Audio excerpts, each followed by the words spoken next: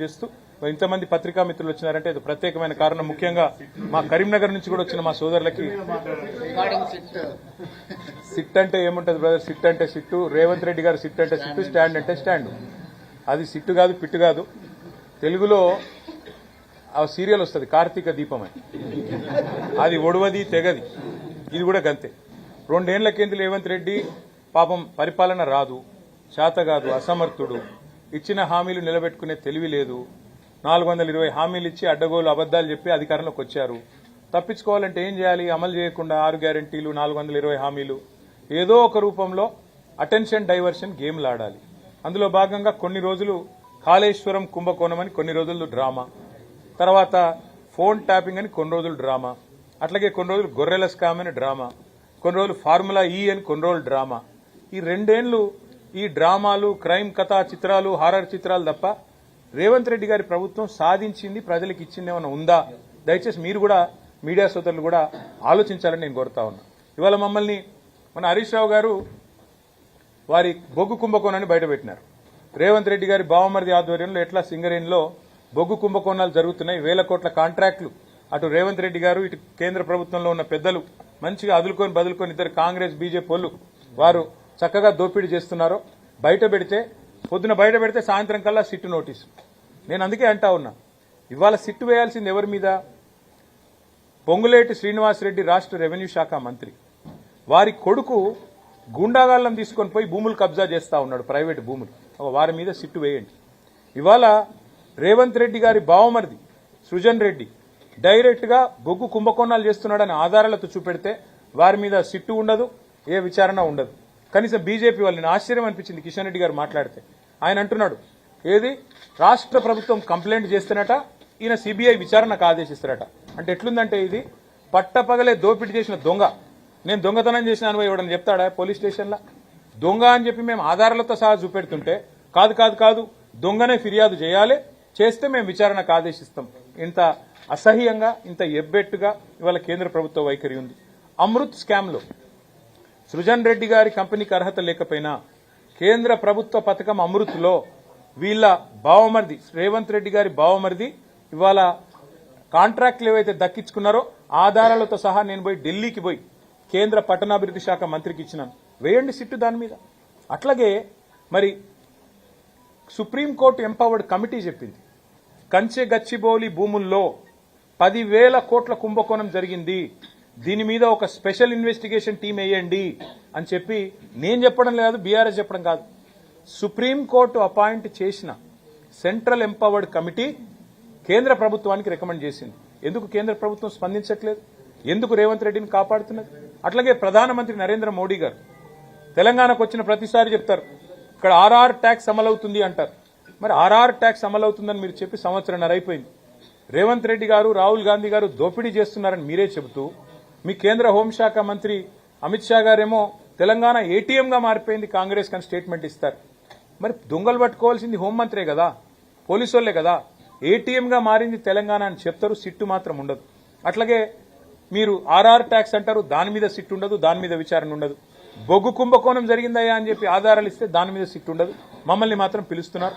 తప్పకుండా మేము ఏ తప్పు చేయలేదు కాబట్టి, మేము ఏ రకంగా కూడా ఎవరికి నష్టం చేయలేదు కాబట్టి ముమ్మాటికి పోతాం. కాకపోతే ఒకటి ఉంది, ఇప్పుడు ప్రభుత్వాన్ని నడిపేటప్పుడు ఇవాళ రేవంత్ రెడ్డికి కూడా తెలుసు, పోలీసులు ఒక పని ఎప్పటికప్పుడు చేస్తూనే ఉంటారు 24/7. ఏంటిది అది? ఇప్పుడు మా ఎమ్మెల్యేలను కొంటూ 50 లక్షల రూపాయలతో ఒక సన్నాసి దొరికిండు 2015లో. ఒక సన్నాసి మా ఎమ్మెల్యేలను కొంటూ 50 లక్షల రూపాయలు పట్టుకొని బ్యాగులో మా ప్రభుత్వాన్ని కూల్చాలని కుట్ర చేస్తూ దొరికిండు. మరి ప్రభుత్వాన్ని కూలగొట్టే కుట్రలు ఎవరైనా చేస్తే వాళ్ళ ఫోన్లు పోలీసులు ఏమో నిన్నరేమో, నాకేం తెలుసు. అట్లాగే ఇంకెవరన్నా అట్లాంటి పనులు చేసిండ్రేమో, పోలీసులు వినరేమో, మంత్రులకు ఏం తెలుస్తుంది, ప్రభుత్వంలో ఉన్న వాళ్ళకి ఏం తెలుస్తుంది. ఇంకొక విషయం కూడా మీకు చెప్తున్నా బ్రదర్, ఇది మీకు గుర్తుపెట్టుకోండి. ఇవాళ ఈ రోజు నేను చెప్తా ఉన్నా, గుర్తు చేసుకోండి. కోమటిరెడ్డి వెంకటరెడ్డి గారు, ఉత్తమ్ కుమార్ రెడ్డి గారు వారి ఫోన్లు ట్యాప్ అవుతున్నాయని చెప్పి జర్నలిస్టులకు చెప్తే, జర్నలిస్టులు దాని మీద మరి వార్తలు రాస్తే ఇంతవరకు ప్రభుత్వం ఖండించలేదు. ఇవాళ నేను అడుగుతా ఉన్న రాష్ట్ర డీజీపీ గారిని, రాష్ట్ర ఇంటెలిజెన్స్ ఐజీ గారిని, మీరు ప్రమాణం చేసి చెప్పగలుగుతారా రాష్ట్రంలో ప్రస్తుతం మీరు ఫోన్లు మావి ట్యాప్ చేయట్లేదు, మంత్రుల ఫోన్లు ట్యాప్ చేయట్లేదని? ఫోన్ ట్యాపింగ్ అనేది, గూఢాచారి వ్యవస్థ అనేది పోలీసులు ఈ రోజు కాదు, నిఘా వ్యవస్థ అనేది శాంతి భద్రతల పరిరక్షణ కోసం, అట్లాగే ప్రభుత్వాల్ని అస్థిరపరిచే కుట్రలు ఎవరైనా చేస్తే దాని నుంచి ప్రభుత్వాలను కాపాడడం కోసం 1952 నుంచి నెహ్రూ గారి టైం నుంచి ఈ రోజు మోడీ గారి టైం. నాకు చాలా ఆశ్చర్యం అనిపించింది. ఇవాళ కేంద్ర హోంశాఖ సహాయ మంత్రి గారు ఏదో మాట్లాడినారు, చూసినారు వారి ట్వీట్ ఏదో. ఆయన హోంశాఖ సహాయ మంత్రి, ఆయన ఆధీనంలో ఉండే పోలీసులు కూడా ఇవాళ దేశంలో కొన్ని వేల ఫోన్లు వింటున్నారు. అది ఆయనకు తెలుసో తెలియదో నాకు తెలియదు. అంటే ఇది దేశ భద్రతకు, శాంతి భద్రతల పరిరక్షణకు, ప్రభుత్వాల స్థిరత్వానికి సంబంధించి పోలీసులు రొటీన్గా శాంతి భద్రతలు కాపాడాలి అనుకున్నప్పుడు జరిగే కార్యక్రమం. దానికి మంత్రులకు, ప్రభుత్వంలో ఉండే రాజకీయ నాయకులకు పాత్ర ఉండదు. ఇదే రేపు చెప్తాను నేను. ఏం చెప్తా ఇంకా కొత్తగా? మాకేం సంబంధము, మాకేం తెలుసు? ఇవి రొటీన్గా జరిగే కార్యక్రమాలు జరుగుతుంటాయి. ఈ రోజు కూడా నేను ఇప్పుడు మీతో మాట్లాడుతున్నాను కదా, పక్కనే కాంగ్రెస్ ప్రభుత్వం ఉన్నది కర్ణాటకలో, తెలంగాణలో కాంగ్రెస్ ఉన్నది, ఇటు పక్కకు బీజేపీ ఉన్నది. ప్రతి ప్రభుత్వం ఈ దేశంలో గూఢాచారి వ్యవస్థ మీద ఆధారపడుతుంది. ప్రభుత్వాధినేతలకు రిపోర్ట్లు వస్తాయి. ఎట్లొస్తాయో మాకు తెలియదు. వాళ్ళు ఎట్లా తీసుకొచ్చిన సమాచారం మాకు తెలియదు. మేము అడగం. మేమంటే మేము కాదు, ముఖ్యమంత్రులకు, మంత్రులకైతే అసలే తెలియదు. ఇది వాస్తవం. ఈ దేశంలో ఇదేదో కొత్త విచిత్రమైన విషయం అన్నట్టు, చాలా గొప్ప విషయం ఏదో వీళ్ళు పరిశోధించి సాధించినట్టు నేను ఇవాళ అడుగుతున్నా. ఎవరిని అడగాలి? సిట్ ఎవరిని పిలవాలి? నిజానికి గతంలో ఇంటెలిజెన్స్ ఐజీగా పనిచేసి ప్రస్తుతం డీజీపీగా ఉన్న శివధర్ రెడ్డిని పిలిచినరా? గతంలో టీఆర్ఎస్ ప్రభుత్వంలో ఇంటెలిజెన్స్ ఐజీగా మొదటి ఇంటెలిజెన్స్ ఐజీ ఎవరు? ఇవాళ డీజీపీ శివధర్ రెడ్డి గారు. ఆయనకు తెలుస్తుంది ఎవరి ఫోన్లో ట్యాప్ చేసినా, మాకేం తెలుస్తుంది? గతంలో డీజీపీగా పనిచేసిన మహేందర్ రెడ్డి గారికి తెలుస్తుంది. మొన్నటిదాకా డీజీపీగా పనిచేసిన జితేందర్ గారు, ఆయన గతంలో హోమ్ సెక్రటరీ ఉండి, ఆయనకు తెలుస్తుంది. ఎవరిని పిలవాలనో వాళ్ళని పిలవకుండా ఇందులో ఏదో మాకేదో రాజకీయ నాయకులకు సంబంధం ఉన్నట్టు కార్తీక దీపం సీరియల్ లాగా, ఓడువని అంతులేని కథలాగా కేవలం టైం పాస్. ఇప్పుడు మీరు ఉరికొచ్చి రోజు కరీంనగర్కి వెళ్ళి, హైదరాబాద్కి వెళ్ళి ఫోన్లు ఈడికెళ్ళి ఉరికొచ్చుడు. ఎందుకంటే మేము నాగం చేస్తుడు, వాళ్ళ బొగ్గు కుంభకోణాల మీదకి, వాళ్ళ కమిషన్ల మీదకి దృష్టి పోవద్దంటే ఈ కమిషన్లు వేయాలి. ఇంకా ఏముంది ఆ సిట్టులో? అడిగితే నేను చెప్తా, కుల్లా చెప్తా. ఇవాళ రేవంత్ రెడ్డి ప్రభుత్వం మా ఫోన్లు ట్యాప్ చేయడం లేదా? ప్రతిపక్ష నాయకుల ఫోన్లు ఇవాళ రేవంత్ రెడ్డి ట్యాప్ చేయడం లేదని ఒక్క అధికారి కెమెరా ముందుకు వచ్చి చెప్పే ధైర్యం ఉందా? చెప్తారా అఫీషియల్గా? వాళ్ళకి తెలుసు, చెప్పలేరు. ఎందుకు? రేపు మా గవర్నమెంట్ వస్తుంది, మళ్ళీ మేము ఎంక్వైరీ చేసినాం అనుకో, వీళ్ళందరూ అలా బొక్కల పడతారు. వాళ్ళకి ఎరికే. వాళ్ళు ఏ ప్రభుత్వమైనా భారతదేశంలో 1952 నుంచి నేటి వరకు మాకు రాజకీయ నాయకత్వంతో సంబంధం లేకుండానే శాంతి భద్రతల పరిరక్షణ, సామాజిక మరి స్థిరత్వము, అట్లాగే ప్రభుత్వాల స్థిరత్వం కోసం ఎప్పటికప్పుడు వేగులు సమాచారం సేకరిస్తూనే ఉంటారు. కానీ రాజకీయ నాయకత్వానికి, ముఖ్యమంత్రి అయినా మంత్రులకైనా మాకు ఆ సమాచారం ఎట్లా వస్తుంది అని తెలియదు. రెండోది, ఇప్పుడు నేను ఫర్ ఎగ్జాంపుల్ చెప్తున్నా మీకు, మాకేదో సమాచారం కావాలి అనుకోండి, నాకు కాదు ప్రభుత్వాధినేతకు సమాచారం కావాలి, పోలీసు వాళ్ళకి చెప్తే వాళ్ళు తెచ్చిస్తారు. వాళ్ళు ఎట్లా తెచ్చారో మాకు చెప్పొద్దు, మేము అడగద్దు. అది మౌఖిక ఒప్పందం, అది ఓవరాల్గా చట్టం. ఇది తెలుసు పోలీసు వాళ్ళకు. కానీ ఇప్పుడు ముఖ్యమంత్రి దావోస్ పోయిండు కదా, ఆడికెళ్ళి హార్వర్డ్ పోతుండు కదా, 10 రోజులు టైంపాస్ చేయాలి కదా. ఓ రోజు హరీష్ రావుని విలువుండ్రి, ఓ రోజు కేటీఆర్ని విలువుండ్రి, దినమంతా ప్లేట్ బ్రేకింగ్లు పెట్టి బదలు కొట్టుండ్రి, గుచ్చుతున్నారు, పొడుస్తున్నారు, లోపల పీకుతున్నారు, ఏకుతున్నారు. ఏం ఉండదు. మేము చేసేది తప్పేం లేదు, వాళ్ళు పీకేదేమీ లేదు. ఇదొక అబ్సల్యూట్ ట్రాష్ కేసు, ఇది బక్వాస్ కేసు. దీనిలో ఏమీ లేదు. ఇది విచారణ చేస్తున్న పోలీసులకు కూడా తెలుసు. ఇంకా విచిత్రం ఏంటంటే, నేను మొన్న హరీష్ రావు గారిని పిలిస్తే ఏమో కొత్త విషయాలు ఏమో చెప్తారేమో అనుకున్నా. ఏం లేదు, అడిగిందే అడుగుడు, తిరుల మరల చేసి అడుగుడు, మరల తిరులేసి అడుగుడు.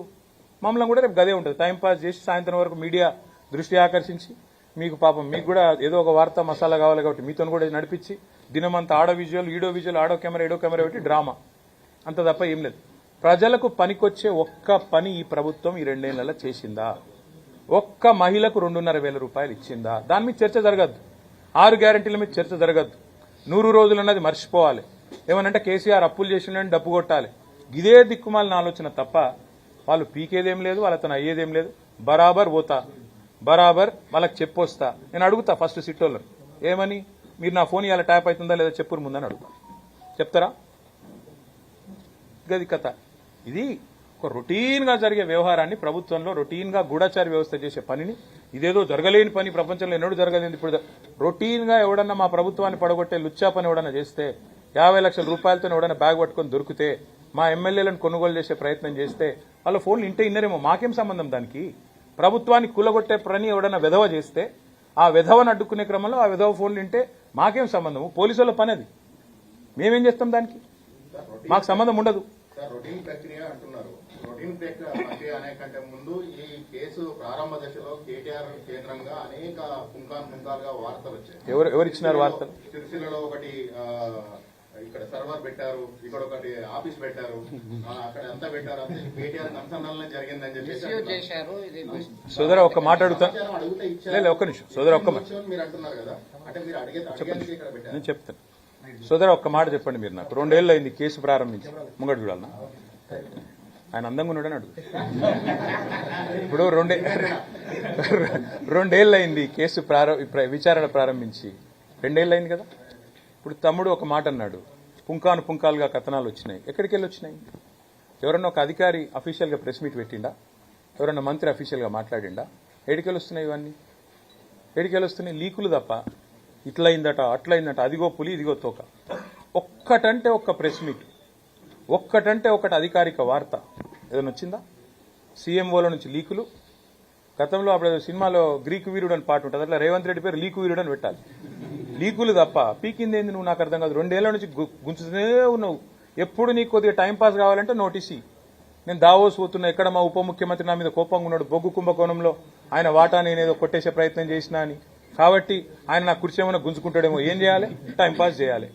2 రోజులు నోటీసుల పేరు మీద డ్రామా ఇవ్వాలి. మాకు ఇంకో 2 రోజులకు ఇంకోళ్ళకి నోటీస్ ఇస్తారు. ముఖ్యమంత్రి గారు వచ్చేదాకా టైంపాస్ చేయమని చెప్పిపోయిందట. కాబట్టి టైంపాస్ చేస్తున్నారు. కానీ ఒకటి మాత్రం వాస్తవం, మేము ఏ తప్పు చేయలేదు. కాబట్టి ఏవనయ్యకు భయపడం, అది మాత్రం పక్క.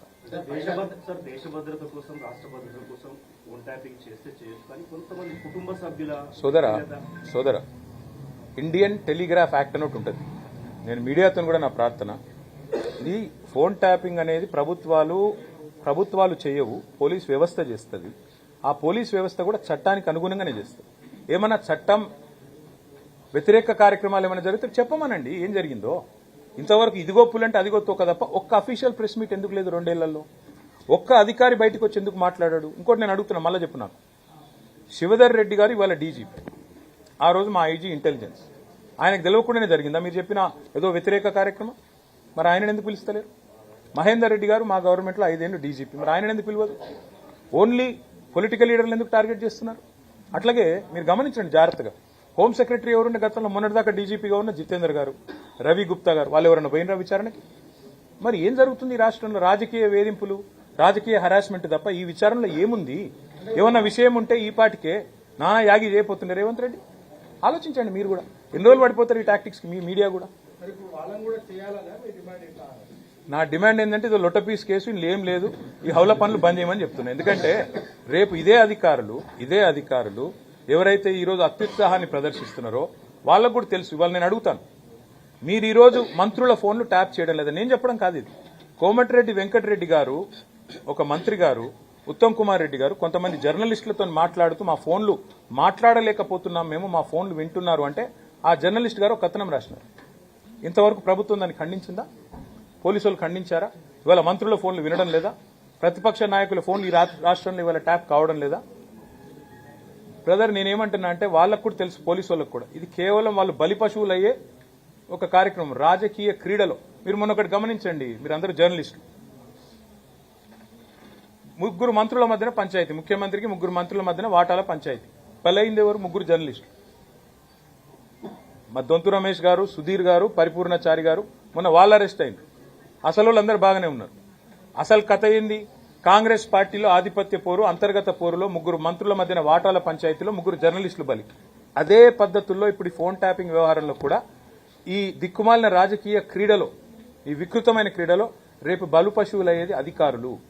ఎట్లయితే మన జర్నలిస్టులు బలి పశువులైనరో రేపు మళ్లీ ప్రజల ఆశీర్వాదంతో, తెలంగాణ ప్రజల దీవెనతో మళ్ళా ఖచ్చితంగా కేసీఆర్ గారు సీఎం అవుతారు. అప్పటికి మళ్ళీ మేము ఎంక్వైరీ స్టార్ట్ చేసినాం అనుకో, ఇలా ఏ ఫోన్లు ట్యాప్ అయినాయో మొత్తం బయటకు వస్తాయి. ఇవాళ వాళ్ళు ఏమేమి అక్రమ కార్యక్రమాలు చేస్తున్నారో అన్ని బయటకు వస్తాయి. అప్పుడు ఇదే అధికారులు ఎవరైతే ఉన్నారో వాళ్ళందరూ ఇబ్బందులు పాలవుతారు. అది వాళ్ళకు కూడా తెలుసు. అందుకే నేను అడుగుతున్నా, చెప్పమనండి వాళ్ళని. ఇవాళ ఈ రాష్ట్రంలో రేవంత్ రెడ్డి ప్రభుత్వం ఫోన్ ట్యాపింగ్ చేయడం లేదా? ఒక్క అధికారం చెప్పమండి, బయటకు వచ్చి నేను చూస్తా. ధైర్యంగా చెప్పమనండి. ఇండియన్ టెలిగ్రాఫ్ యాక్ట్ ప్రకారం సర్వేలెన్స్ అనేది అక్కడక్కడ ప్రభుత్వాలు ఏమైనా అస్థిరపడ్డప్పుడు పోలీసు వాళ్ళు చేస్తారు. అది మాకు సంబంధం ఉండదు బ్రదర్. రాజకీయ నాయకత్వానికి మాకు సమాచారం వస్తే కూడా ఏదన్నా అది ఎట్లా వచ్చిందని అడగడానికి కూడా మాకు హక్కు లేదు. ఇది నేచర్ ఆఫ్ గవర్నమెంట్లో ఉన్న వాళ్ళం కాబట్టి, మంత్రులుగా పనిచేసిన వాళ్ళం కాబట్టి ఇంత వివరంగా మీకు చెప్తున్నా. దీన్ని ఏదో పెద్ద ఏదో జరగకూడదు, ఏదో జరిగిపోయింది, ఏదో అయిపోయిందని వీళ్ళు పుంకాలుగా లీకులు ఇవ్వడం, దాన్ని మీరు రాయడం, దాన్ని చూసి ప్రజలు కార్తీక దీపం చూసినట్టు చూడడం, ఇది అల్టిమేట్ గా అందరికీ నష్టం. మీకు నష్టం, మాకు నష్టం, అన్నిటికన్నా మించి ఆ అధికారులకు నష్టం. Thank you. డైవర్షన్ పాలిటిక్స్ నడుస్తున్నాయి, కక్ష సాధింపు ధోరణి అంటారు. ఈ కక్ష సాధింపు అనేది నేను చెప్పాల్సిన పని లేదు. ఇలా రాష్ట్ర ప్రజలకు ఎప్పుడో అర్థమైపోయింది. ఇప్పుడు ఇన్ని కేసులు, ఇన్ని కమిషన్లు, ఇన్ని రకాల విచారణలు. ఇప్పుడు నేను ఏసీబీకి 2 సార్లు 3 సార్లు పోయినా, ఈడీకి ఒకసారి పోయినా. ఇక ఇదో సిట్టో స్టాండ్ ఉంది, వాళ్ళు వెళ్తున్నారు, వాళ్ళ దగ్గర పోతా. ఏమున్నది, ఏం ఫరక్ పడుతుంది? ఎక్కువ ఏమైతుంది? శునకానందం, ఒక 7-8 గంటలు శునకానందం రేవంత్ రెడ్డికి. దావోస్ లో కూర్చొని హహా నవ్వుకుంటూ చూస్తాను. ఎందుకు, ఏమొస్తుంది దానికి మించి? హరీష్ గారిని విక్టిమ్ గా పిలిచామని చెప్పేసి చెప్తున్నారు. అంటే ఆయన విక్టిమ్ కాదు. పిలిచారు మిమ్మల్ని, మీకు ఇచ్చిన నోటీస్. విక్టిమ్ అని ఎవరు చెప్పారు మీకు? మీ ఫోన్ ట్యాప్ అయిందని చెప్పేసి. విక్టిమ్ అని ఎవరు చెప్పారు మీకు? మీ ఫోన్ ట్యాప్ అయింది మీకు తెలుసా? కాక మీరు తప్పు మాట్లాడుతున్నారు. విట్నెస్ గా పిలిచారు. మీకు తెలియకపోతే సవరించుకోండి. హరీష్ రావు గారిని విట్నెస్ గా పిలిచారు, విక్టిమ్ గా పిలవలేదు. మళ్ళీ చెప్తా ఉన్నా, మీరు వాడోడో గొట్టంగా చెప్పింది మీరు నిజమే నమ్ముకొని మీరెందుకు భ్రమిస్తున్నారు? రేవంత్ రెడ్డి ఇప్పుడు 6 గ్యారంటీల్లో ఎంత నిజం ఉందో, 420 హామీల అమల్లో ఎంత నిజం ఉందో, ఫోన్ ట్యాపింగ్ లో కూడా గంతే నిజం ఉంది. నేతి బీరకాయలో ఎంత నెయ్యి ఉందో, కాంగ్రెస్ ప్రభుత్వం యొక్క విచారణలో కూడా ఒక గంతే విచారణ ఉంది. మీరు కూడా విట్నెస్ గానే పిలిచారా? నాకేం మీరు నేను నోటీసే చూడలేదు. వాళ్ళు ఏమిస్తే దానికి పోతా భయ్, నాకేం భయము? తప్పు చేసినోడు భయపడాలి, తప్పు చేయనప్పుడు ఎవరి అయ్యకు భయపడం. రేవంత్ రెడ్డికి అసలే భయపడం.